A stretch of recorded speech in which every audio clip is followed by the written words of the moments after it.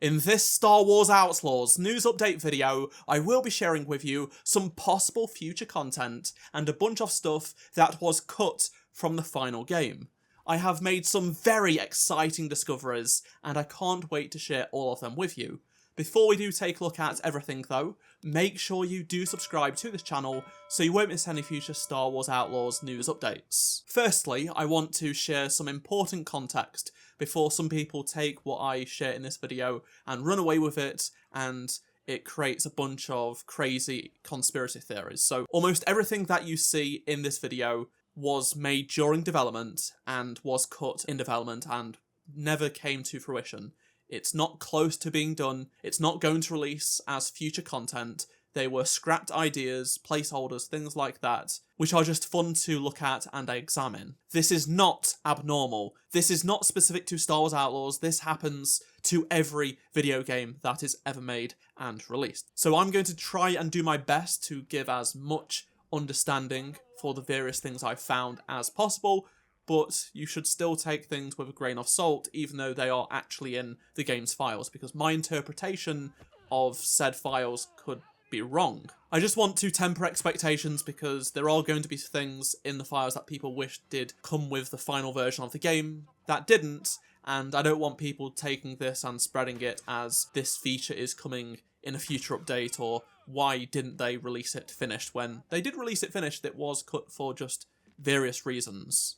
I've gone through hundreds of thousands of files, be it textures, models, and more. It also allows us to take a closer look at textures that did make it into the final game, such as graffiti and banners and such, which we can only see in some places once in the entire game, which is a shame because some of the artwork they've created is funny and really cool. For example, I'm pretty sure this is the Eye of Aldani from Andor, a poster from Kay's bedroom, or Kay's drawings when she was a kid. You can see Bram, Rico, herself, and Nyx. I want to start off with placeholders, and these are assets that were put in before the final asset was added into the game, and there are some fun placeholders, some really fun ones, but some actually made it into the final game, specifically the first DLC, Wildcard.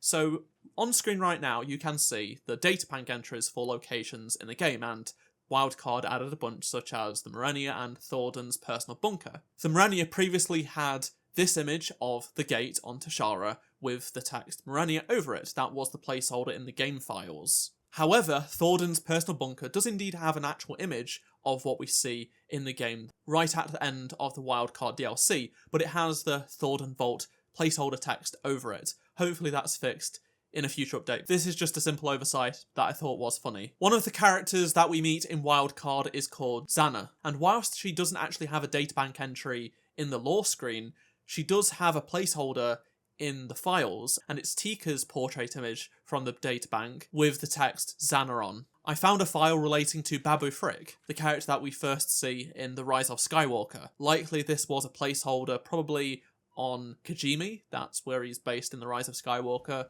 but of course he's not in the game. One file is called News Billboard Plushie, and it's this image of Nyx. It's concept art of Nyx with a scarf or a bandana around him. I just thought that was funny. And it gets even funnier with Nyx. So this placeholder is for the store. It was used within the game's store, so like the season pass and such, and it's concept art of Nyx wearing a hat and carrying a cane. Another placeholder from the store is for gear bundles, and it's of this. It's just a simple design of Kay's outfit, the original outfit of Kay. Whilst the red jacket, as an unlockable, early versions of the game saw her wearing the red jacket by default before being changed to blue. There are also a bunch of placeholders for the various customization options in the game, so you can see these are the ones they used. They just denoted it with a pink circle in the top right hand corner to show that that is actually the placeholder for everything until final assets did come in, although these were effectively final assets for the specific customization options. Another placeholder used for customization is this texture coming soon asset. Of course, this is what they put before they did have anything else to put there. Another Morenia placeholder texture I found is this one. It says Morenia logo maintenance. There's also a couple for these textures like Cantonica graffiti. I also found this pattern, I assume is just the default of Snowdrop. Massive did develop The Division and Division 2, and I actually didn't find too many files from those games. It was mostly just banners from New York City, so from the first Division game, that were left over, surprisingly. Whereas, in comparison, Jedi Survivor features too many files. Literal thousands of files of Jedi Fallen Order in Jedi Survivor, just bloating the game, whereas in this game, there's virtually nothing left over from Massive's previous games, which is nice to see for once. Let's take a look at the temporary placeholder portrait images used for the experts in the game. So we have this standard human that is nothing like we see in the game. Literally looks like a human from Earth, as well as a Lanik, which is a species not actually found in the game whatsoever, even though they are in Star Wars and not really used too much. We did actually have them in the game at some point, more in the test sense, because I did find more files relating to Laniks that were for the test portion of the game very early on. They also created this image as a placeholder for cutscenes, so where there was no cutscenes, they would put this image of a Starfield and a Lame Falcon with some text of what the cutscene actually was. More on that right at the end of the video. You won't want to miss it. There is also this placeholder skybox, which I assume is just the default of Snowdrop, rather than anything to do with Outlaws, but I thought I'd include it anyway. For vendors, they used this render of Danka, which was used in other parts of the game, but with it being black and white and the placeholder text over it.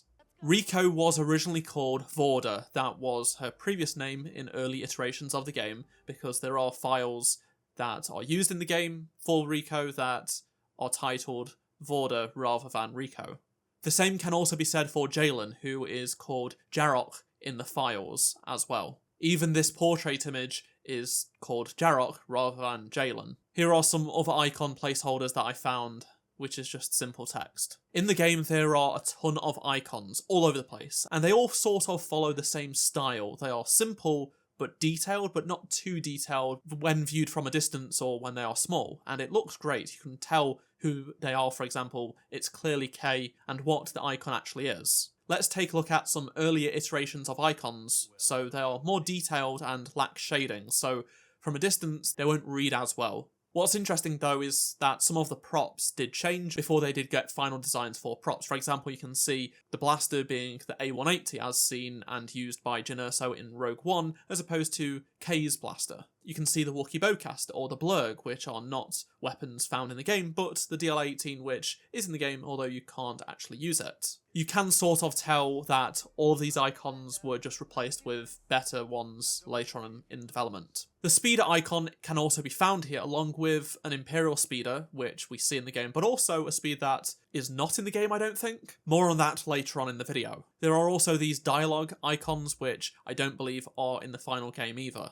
along with some notifications as well. Now, this is something that I find very interesting. So there is this sprite sheet of the Trailblazer, then the Ghost, and a Lucrehulk? Seriously? What?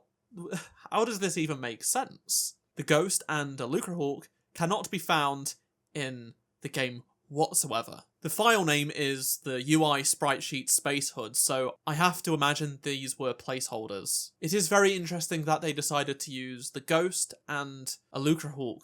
Here are some resources that were left over, just a bunch of images of random vehicles. Well, not entirely random, there is some method to the madness. So you can see Rey's speeder and Luke's land speeder amongst drones, cars, and helicopters. And not just the vehicles in total, but also various parts. You can see engines, wheels, and the motorbikes make most sense given that K's speeder is designed after one. Let's turn our attention to cut content, and this is all stuff that they were working on but ultimately decided against finishing when the game was during development, or it did get changed considerably, and that's likely the fate of the first two assets I'm going to be showing you. So these two 3D models are test static models for Black Sun. That's right, the crime syndicate that many people have been asking about was not featured in the game, but did exist in the game at some point early on in development. For example, we have this Aqualish, as well as this vendor that is a Nikto. There are also some other files that are labelled Black Sun vendor agents as well. If I had to guess, the Ashiga clan probably took Black Sun's place during development. For those that are unaware, I actually did ask in an interview the game's narrative director, Naveed Kavari, about Black Sun, and he laughed and said he can't speak to Black Sun. Next up is a file called Blockout Elevator Co-op Test. Now, this is an elevator that was used in the blockout of a co-op test. Yes, you heard that right. They were developing a co-op mode of a heist with a bunch of features, which I will get into in just a moment, but this is an asset from that test. As you can see on screen right now, there are a bunch of co-op files. Lots of them. A couple hundred, in fact, that show the game was having a co-op mode developed by the team, but probably due to resources or the fact that they didn't really think it made any sense, it didn't work so well, there could be a bunch of reasons why it was just shelved, and that makes sense. And don't be too upset about it, because this happens with every game. Every game has features that ultimately don't make the cut. It would have been interesting to see how this would have played out though, because this is a strictly single player game, and maybe it would have been fun to have done the Canto Bight heist with other players. You actually had classes, so you each had various things to do. For example, you would be a gunslinger, an enforcer, a thief, and a slicer, plus there was also a droid as well. Some of the maps listed reference Canto Bight's Casino, the Death Star, Jabba's Palace, and more. Each of the classes had various weapons and abilities. On screen right now are the various icons for those classes, plus we have ping icons as well from the co-op mode. Now for something that I would say is one of the most exciting discoveries of this entire video. I want to preface this with how I went about finding what I did. So I was just typing random Star Wars names of characters or types of characters, factions, things like that, into the software to access the files, just to see if anything came up, anything interesting.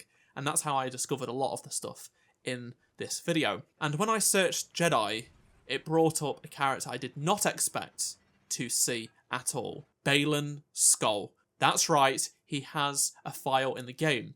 It's called ISB audio log Kid Jedi Baylan Skoll.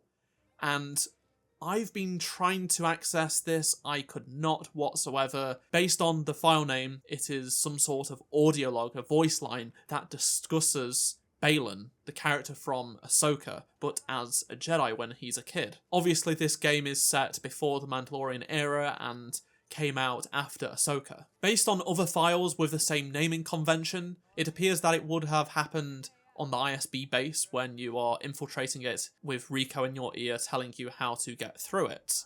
There are a bunch of files referencing Rico helping you get through, and Sliro's brother and such, so it is around that time of the game, because pretty much everything is referencing the ISB and audio logs and such.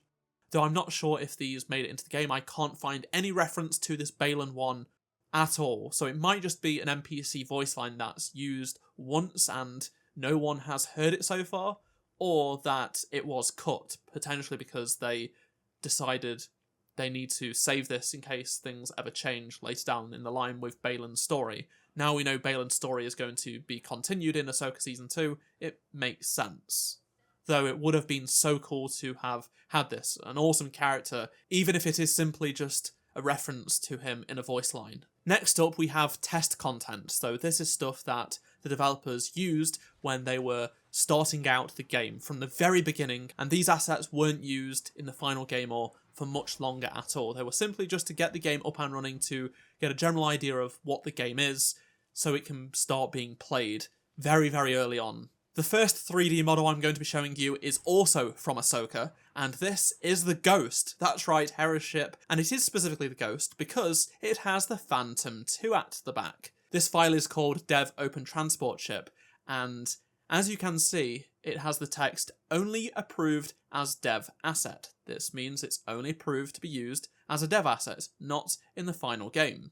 I suppose it makes sense why they used the Ghost as the placeholder model for the Trailblazer before coming up with an original design. A file called Dev Placeholder Ship is a model of the YG-42 which originally was a ship from Star Wars Legend and, again, was only approved for dev content. There is also the Blue Ace, which was first seen in the animated show Star Wars Resistance, and then later on got its live-action debut in The Rise of Skywalker. So if I had to guess, this model is effectively the one they used for The Rise of Skywalker, made by ILM. It's just lower poly than the one used in the film, obviously, so that's pretty cool. There is also an early version of the Trailblazer, so this is called the Dev Player Ship file, and as you can see, it's mostly the Trailblazer that we got in the final game. However, there are these wings and slightly different engines, much bigger engines in fact, that are not seen in the final game. So it's pretty cool to see that this is what the Trailblazer previously looked like early on in development before it underwent some design changes. This is minor but quite funny to me. So these are models used for crashed ship, injured characters during the test phase of the game. One of them is the same NPC as the Expert's temporary image that I showed earlier on in the video. Others look like they could be Jedi of some sort. They also use this dev asset of the K-79S-80 troop transport, and this is because I can't find the actual model that is used in the game, but I wonder if this is the one that was made for The Mandalorian, which they used as a dev asset before they got the final model that they made for the game. Luke's land speeder was also a dev asset as well. Now for another curious one. So earlier on in the video I showed you icons for various speeders, including K-speeder and one that is not in the game, I don't think. And when you open up the model used for the speeder during the test phase, you'll find K-speeder, which is slightly different to what we got in the final game. It is far more angular towards the front. But then there is also this speeder, which was also on the sprite sheet I shared with you earlier on in the video. I don't believe this is in the game whatsoever, but I could not find it in Star Wars media so far. I feel like it has to be from Star Wars previously in something, but I just could not find where it's from. So if you know, let me know down in the comment section below. I'd love to hear that. There is also the ZH-40 Tribune, which is in game, but this appears to be the low poly Rise of Skywalker model that was made for it rather than what we got in the game, because again, this was a dev asset, which I'm pretty sure is not used in the final game. So we've seen a bunch of assets that were likely made by ILM from the live action shows and films, but how about other Star Wars games? Because as soon as I saw this Snowspeeder, which was used as a dev asset, again, it's not in the final game, I assumed it was from Star Wars Battlefront, and I was correct because I compared the textures and they are identical to the Star Wars Battlefront's airspeeder developed by DICE. Specifically, it's the 2015 iteration of the airspeeder, not the Battlefront 2 2017 version. That is what Massive used in the early stages of development of Star Wars Outlaws, and you're probably thinking, how are they able to even do this? Massive's a Ubisoft company, DICE are an EA company, and it's not going to happen in the final game. They aren't using any assets from another company. However, I'd assume Lucasfilm and Disney have some sort of ownership to an extent over these assets and allowed them to be used for test purposes only. We already know that Rogue One and some of the live action shows used DICE's assets from Star Wars Battlefront and Battlefront 2, specifically, say, Rogue One. It is not just the airspeed, it's also the Zeta-class shuttle as well that, again, is not in the final game, I'm pretty sure, but was a dev test asset, and it's the exact same one as seen in Star Wars Battlefront 2. Textures are exactly the same. They were made by DICE, along with this model, for that game, and were used as test assets, which is, honestly, as someone who loves those games, this is a cool crossover. I also found two slightly different models of the A180, which was used as K's blaster in the test phase of development, and this is probably a model from Battlefront 2015 as well. The test blaster for two-handed combat weaponry was the DLT-19 Heavy Blaster, with simply just this semicircle placed in the middle of it, much like in Battlefront 2 and how we see in the game, but of course it is a rotary cannon in the final game. Another super interesting one is that Admiral Raddus, the Mon Cal rebel admiral that we see in Rogue One, A Star Wars Story, is in the game files as a test piece of content. It's not just his head. You can see his head and vest, and whilst you may say that could just be any Mon Cal, that could be Akbar, the file is literally titled Raddus, and he has textures that show it is clearly Radis over anyone else, so they just used probably the assets from Rogue One. Here is something very interesting, an early version of K. So this is what K originally looked like when the game basically started development, as a sort of quick put together character to get a general idea of what look they are going for. You can see here that her hairstyle is different. It's sort of going the same way, but it is quite a bit different.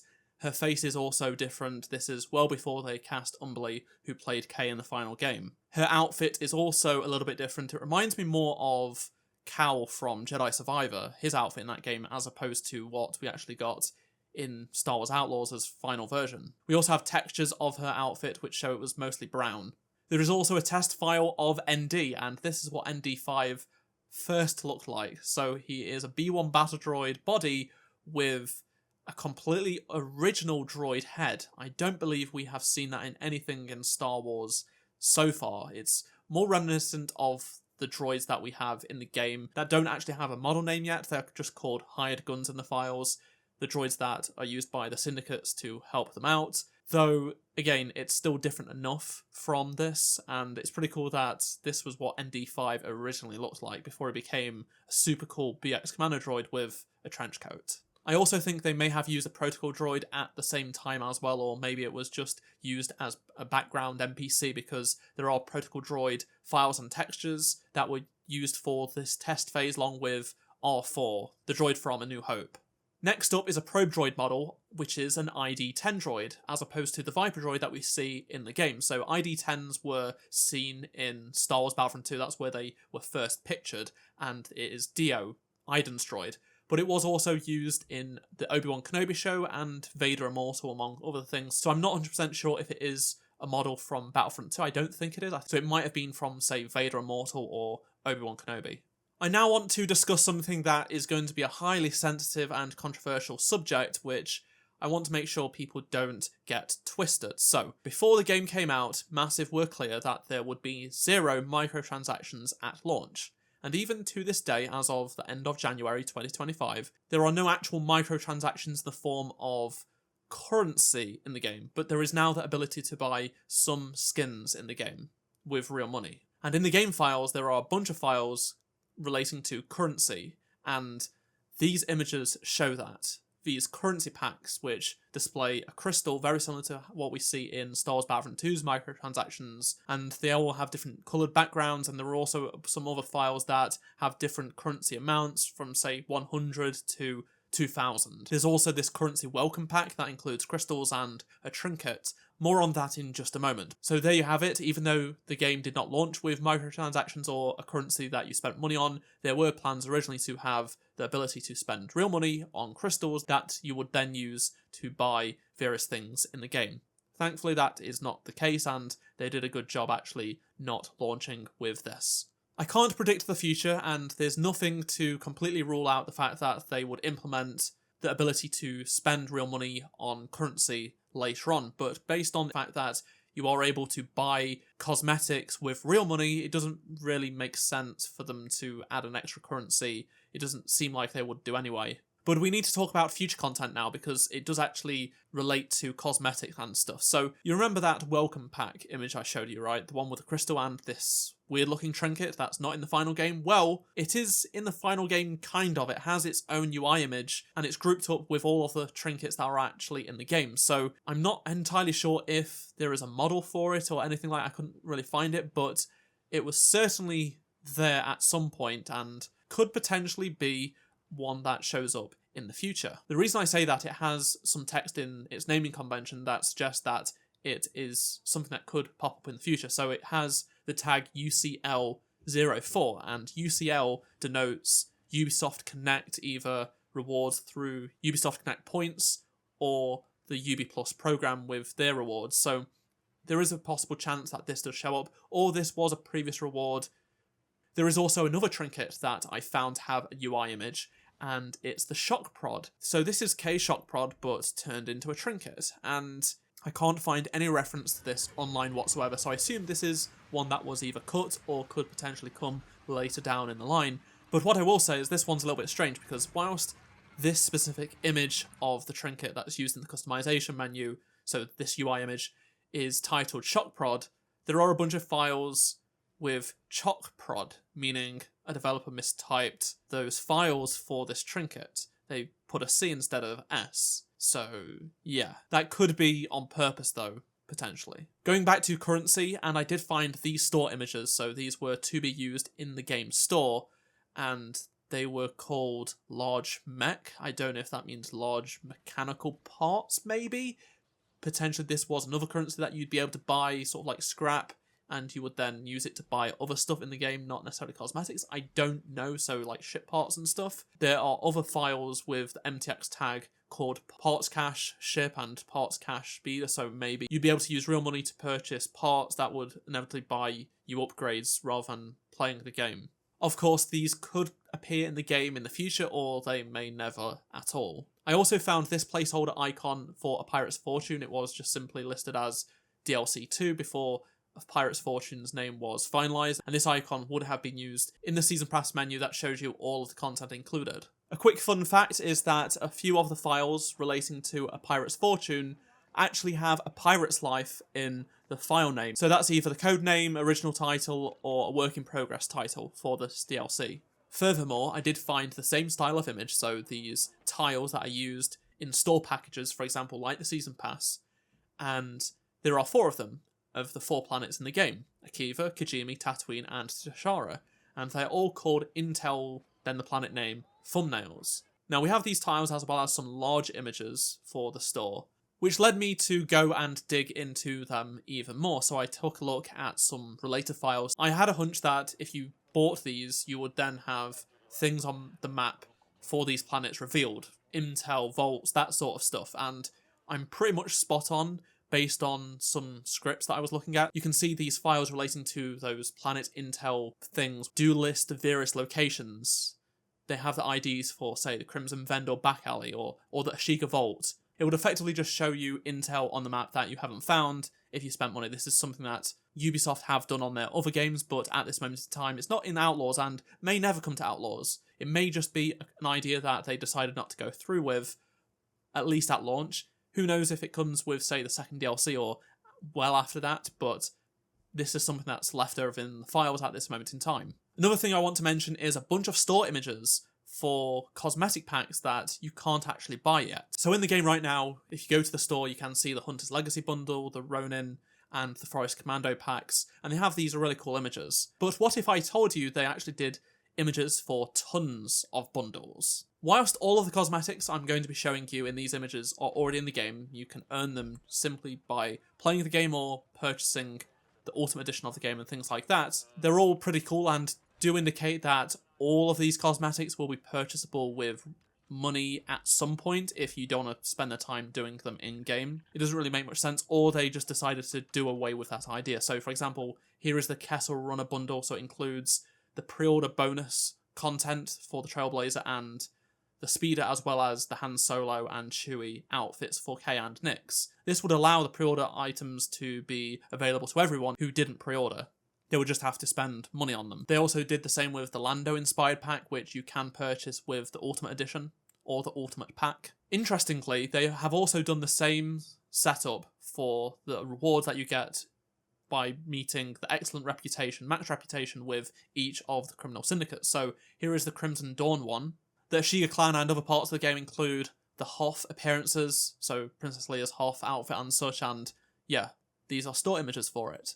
There is also additional store images for the Forest Commando, which is now a Ubisoft Connect reward and such, and the fact that you can also buy Leia's outfit and the Ewok hood for Nix with real money. Imperial gear can be found in a number of ways, such as max reputation with the Pike Syndicate, and here are the store images for that. The Rogue One inspired pack, as found in the Ultimate Pack and the Ultimate Edition, also has store images. Then to top it off, we have the Sabine inspired outfits and cosmetics that you get by reaching max rank with the Hutt Cartel and doing other stuff in the game. Again, store images, which suggest that these would be purchasable at some point, either in the past or in the future. You might be wondering, why would anyone want to spend real money on something that can be earned fairly easily in the game? And you're right to ask that, but some people genuinely don't have any patience, and if they just want a really cool outfit from day one, as soon as they start the game, without having to go through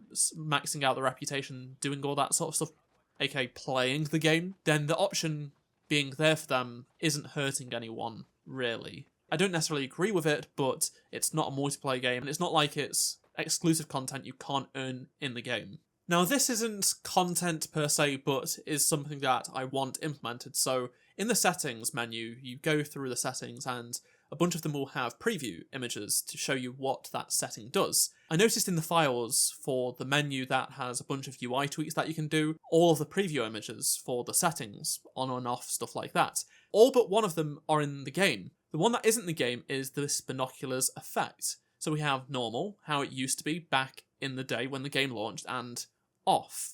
Now, due to complaints, Massive completely removed this glitchy binoculars effect that would occur every few seconds or so, which gave these binoculars some character.